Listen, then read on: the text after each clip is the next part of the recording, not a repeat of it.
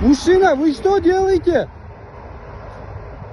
Это же Ван Дам, не делайте так, мужчина. Алматы облысының тарихи орындарының бірінде тағы бір мәдениет үйінің басшысы вандализм актісін жасау барысында бейнеге түсті.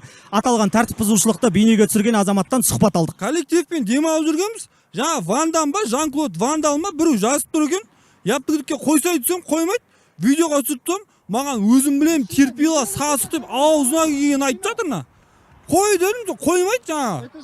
Айт түсіріп алдым видеоға бірақ бәрін. Енді жаңа маған айтады да, мәдениет үйінің басшысы болып, не мәдениетсіздік мынау істеп тұрған деп. Барлығы демеймін, бірақ жаңа судьялар сотталып жатқан, білімі жоқтар мұғалім болып жатқан, кеше анау новостидан көрсетіп жатыр мысалға, милицейский қылмыс жасады деп.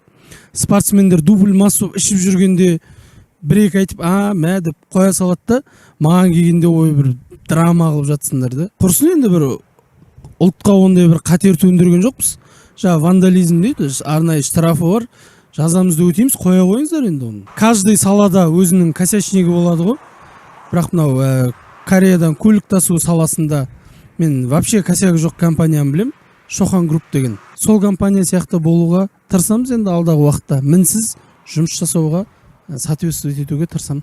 Бұл кісінің ісі дұрыс емес болғанымен сөзінің жаны бар. Сүрінбейтін тұяқ жоқ демекші, бір сүрінген тұяққа қадала бермей, әркім өз тірлігіне ие болсын дейміз. Мехриван Вандалова, Мұстафа Сандалова, ПТК арнасы, Талдықорған.